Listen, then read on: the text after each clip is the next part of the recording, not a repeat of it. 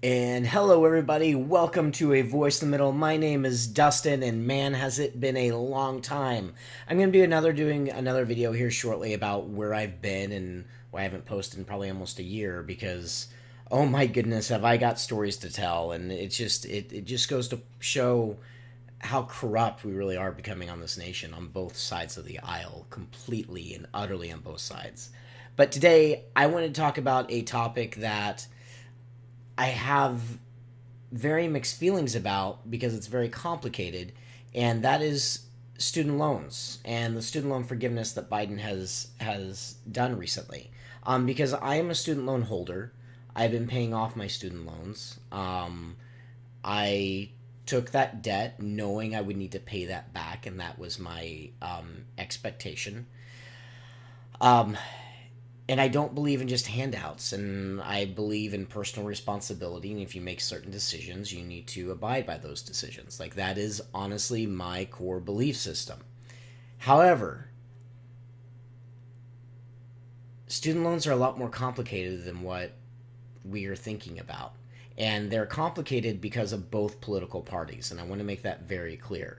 It is the Democrats right now are being roasted because of what Biden is doing with forgiving $10,000 in student loan debt. Um, but we're in this position; it needs to be forgiven because of both parties and a lack of oversight and a lack of accountability, and to be very real and honest, a lack of capitalistic principles from the Republican Party, especially. So, what am I talking about? And why do I believe this? Well, let's look into it.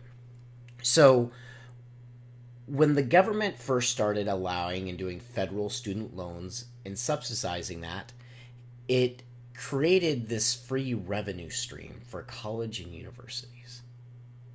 So, previously, colleges and universities, they were limited, and the students that could potentially attend, they were limited in competition. They were limited in the amount of loans students could receive based on the credit worthiness of them or their parents through private loan systems.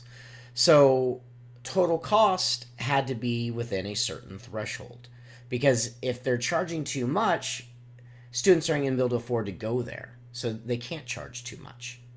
Well, we start having this mindset and ideology that everyone needs to go to college. Well, as soon as we start saying everyone needs to go to college, the mindset became, well, but poor people can't go to college, so what do we do? They can't qualify for private loans, so federal student loan program, here we go. And so the government basically started printing free money. And it was under this mindset and this ideology that you have to go to college to be successful in life, to be able to have a good job, to have a good reputation, to have high standing in society. You've got to have that college degree. And before you start blaming teachers and guidance counselors and the government for this, this was being taught and preached across the board from Republicans and Democrats. I remember when I first started talking to my family about, maybe I won't go to school. Oh my goodness, the nuclear fallout from that conversation and that discussion. It was just like, that's not even something you could consider doing. You have to go to college.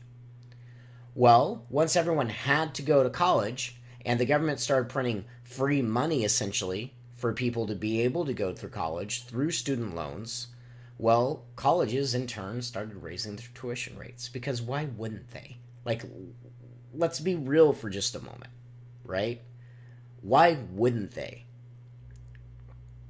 If they used to have to keep their tuition $10,000 a year because they knew on average the maximum amount someone could get in a loan was $8,000, and then potentially they could spend another $2,000, they could make that during the course of the year to offset that to be able to pay for tuition. But now suddenly that person is guaranteed a loan for $15,000 or $20,000 a year. Why isn't the school going to raise the money? Just let that sink in for a second. Why are they not going to do that? So we started saying everyone needed to go to school and to go to college.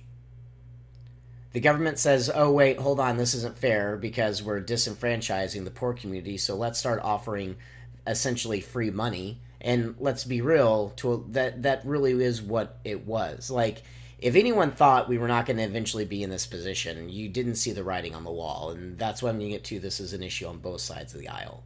Um, if you didn't think that these kids taking these loans out for $20,000 that have no idea what they want to do for their lives, and they don't even really have the education to be able to be going to college, we're going to pay those loans back, you're just delusional. So we start giving them essentially free money. We're giving the colleges free money, so the colleges raise their rates. So as they're raising their rates, the cost of tuition goes up, and then the government says, you know what, look, when we first started this program, tuition was $10,000. Now it's $20,000. Let's up the amount that will cover by $25,000 a year, right? And so you had this perpetual cycle. And the reason so many people have so much in student loan debt is in a very, very, very direct effect of the government and the cause of the government. And it was the policies of the government. And the reason this is on both sides of the aisle is I don't remember the last time I've ever heard a Republican campaigning on we need to maybe cap the amount that we're giving in student loans. Hey, we need to relook at this, and we need to cap the amount of money regardless of whether they're creditworthy or anything else. And if they want additional loans, they can go through a private loan cycle. We need to cap the amount of money that we're providing. We need to stop paying for everyone just to be able to go to school.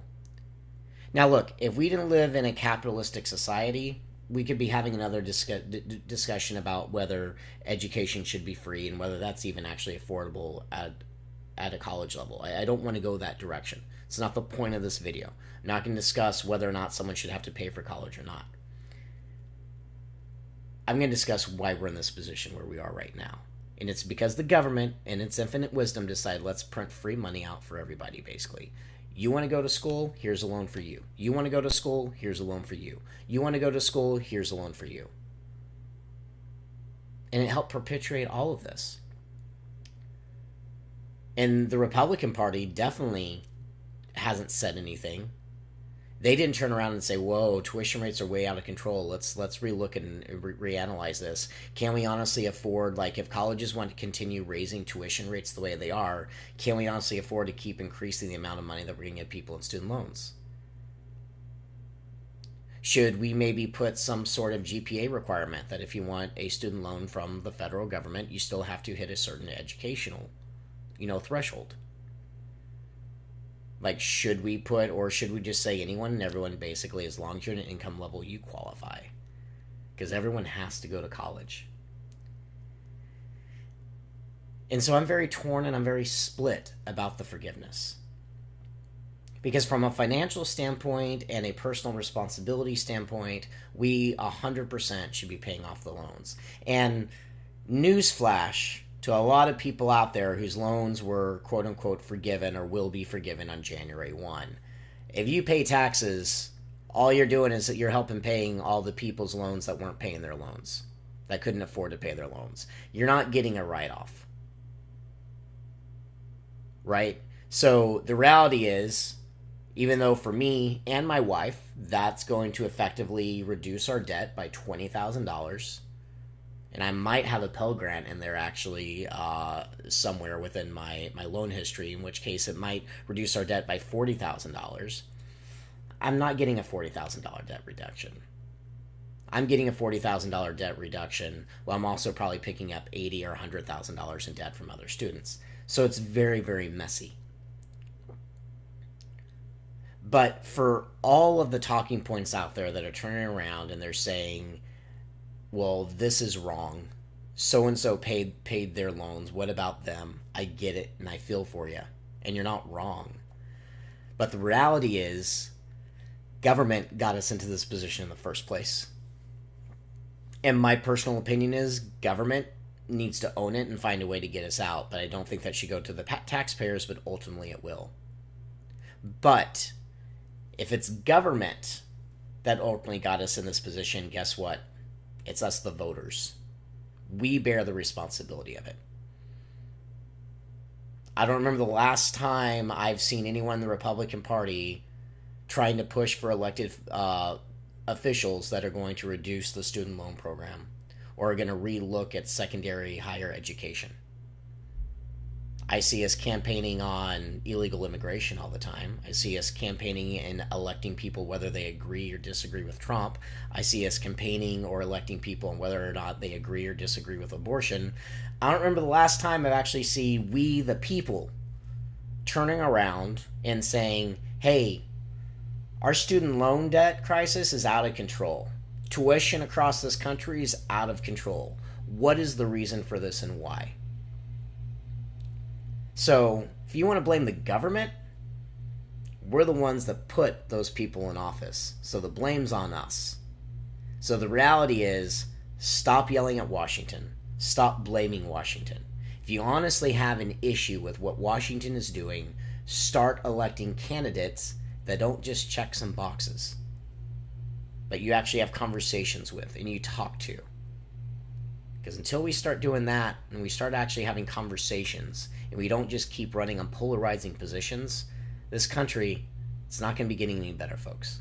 But anyway, my name is Dustin. This is A Voice in the Middle. More videos coming out soon. Love you all. Peace. God bless.